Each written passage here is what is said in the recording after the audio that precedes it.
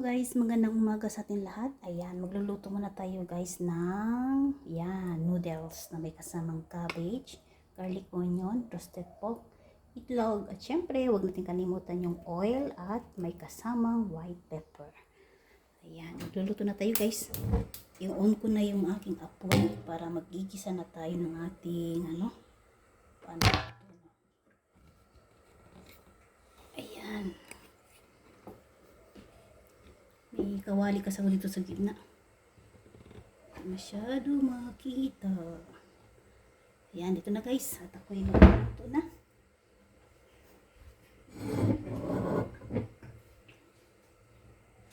Ayan, dali. Hindi masyado maano. Ayan, okay na yan. Ayan, okay na. Dito na guys. Magluluto na tayo. Ang ating pansit na may kasamang cabbage at roasted pork. So ganito lang guys ang pagluluto ko. Simple lang para sa ating tanghalian. Tanggalin lang natin yung tubig. Kasi mahirap na kasi guys pag magluto tayo ng tapos lagyan natin ng mantika, sigurado puputukin lahat. At sa labas lahat yung mga at ganito lang guys, kunting amount lang natin ilalagay yung oil kasi yung roasted pork, ma-oily na kasi yun eh. Habang hinintay ko mainit yung kawali, ihanda ko na po yung aking lagayan. Ito yung aking lagayan para sa aking pansit. At ito naman, nahugasin ko na. So ngayon, piprituin ko muna yung itlog. Bago ko isa lang yung aking roasted pork. May kasama ang garlic oil. Hindi ko nalagay guys yung cabbage, yung carrots kasi kami lang kakain yan eh. Ayan.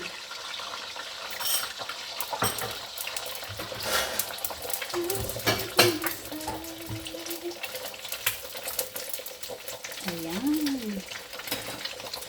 Magluluto. Hiwain ko ito guys para maging siya.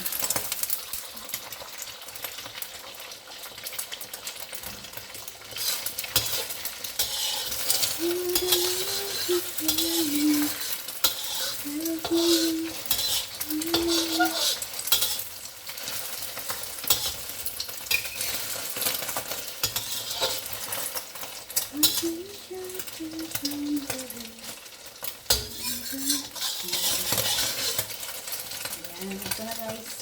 Hintayin ko na lang magiging brown siya konti para hinuwain ko na siya ng gitna.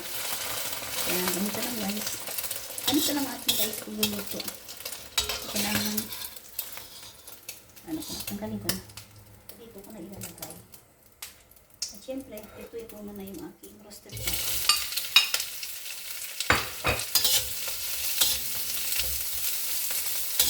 Ito yung roasted pork guys. Ilagay ko na sa yellow noodles para mas lalo siyang masarap. Kaya kung tinalagay ko ng oil kasi alam niyo naman po yung roasted pork. May oil na yan. So ganito lang guys, habang hinintay natin, ihanda ko na po yung pangtakip para mabilis lang naman.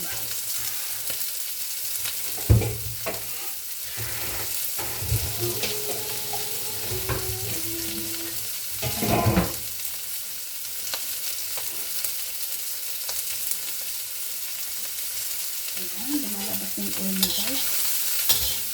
Ayan, ang bango talaga ng baboy guys. Hinain natin ng apoy konti para hindi masyado naman. Ayan. At siyempre, ilalagay na tayo ng garlic onion. Meron ako guys na kahanda guys. Para sa magluluto ako, ready na siya.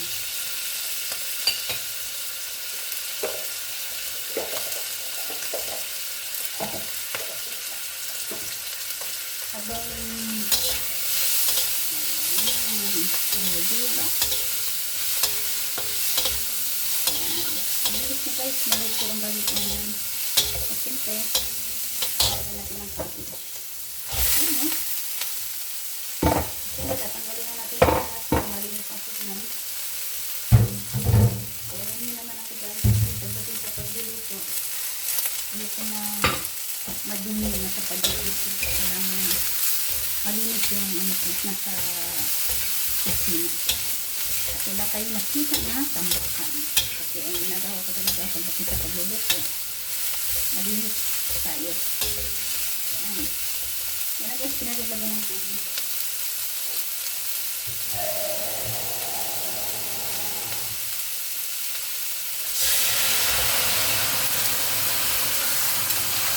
Tama na kung amount na tubig kasi yung noodles ko nalaga ko na kanina.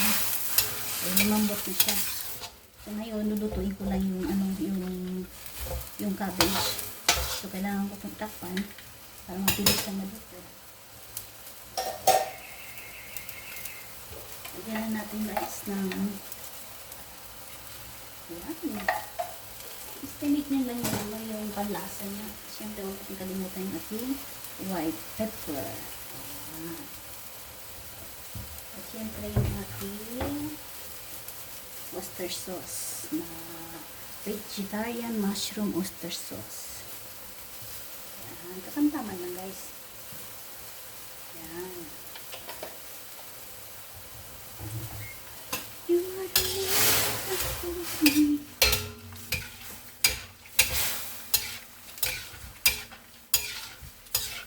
Bakit ganito? May ano na siya. Bakit meron na siya 40, 40, 46? Ayan, ganito lang guys ang ating pagluluto. So, saraduhin muna natin. Maya konti. Ito na natin guys. So,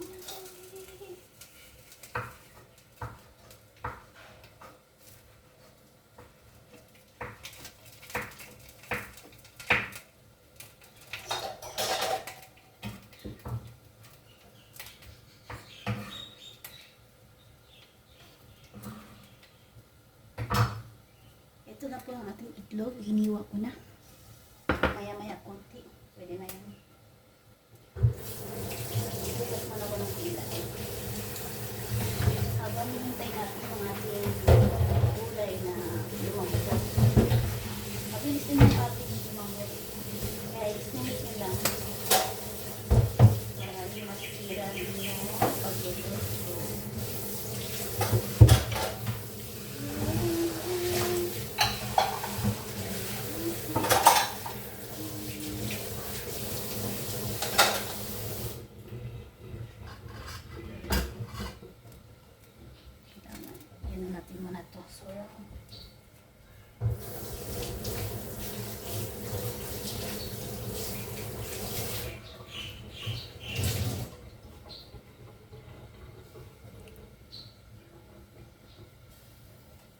Bakit meron ako 40 by 46? Ano yan? Siguro sa camera yata.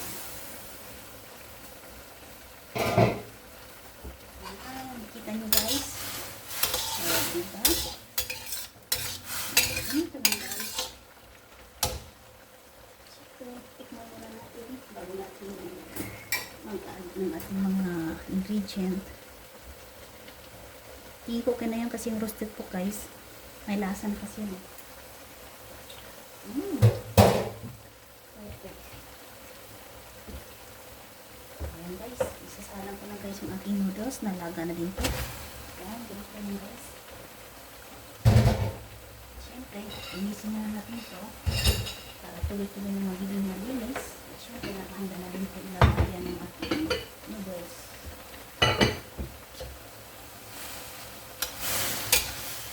Dumami siya eh. May goodness. Bigyan ko na lang ng kapitbahay ko. Kasi paborito niya ito.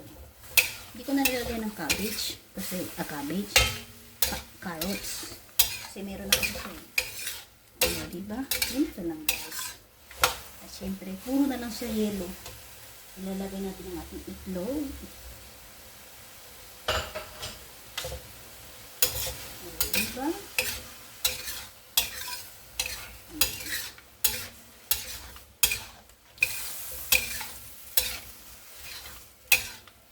Ayan guys, ito na po ang ating, ayan, lagyan natin konting kulay para hindi naman siya masyado. Dali guys, lagyan muna natin ng dark sauce, konting dark sauce kasi ano to eh, konti lang talaga para makulay lang siya, konti. Yun no, mamaya ipitiyan po yung kaibigan sa labas. Hintay ko naman siya konti para kahit paano may pantanghalian na siya. So, diba guys, luto na po. Ilang minuto lang, ang bilis lang, diba? Kasi nga, yung noodles, naluto na ngayon, nabuo ko na siya. Taran! Ito na po ang ating noodles.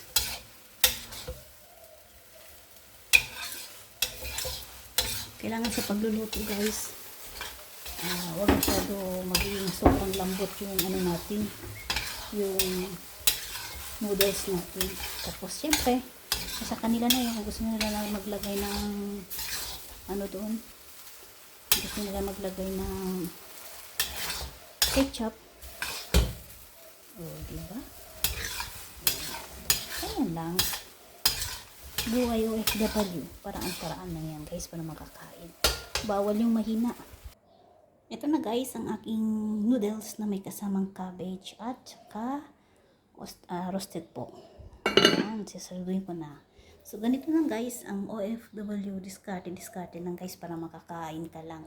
Mahina, pagdating sa mga abroad guys, pag mahina kayo, edi wala kayo. Kailangan pag nasa ibang bansa kayo, paraan-paraan na yan para makakaano kayo dyan. At syempre, huwag mawala ng tiwala sa taas. At panalig na lang guys. Kasi yung Panginoon na yung nakakalam natin sa atin mo eh. Kaya andito tayo, lumalaban at mag-ipon para pag umuwi tayo ng Pilipinas, kung pwede natin magpo-for good, kung meron na tayong saving para sa sarili natin, mas maganda sa Pilipinas lang tayo maghanap buhay. Kailangan lang talaga tayo mag-ipon, sipag, tiyaga para maabot natin yung mga minimiti natin dito. So ganun lang guys, maraming salamat and God bless everyone. Bye bye.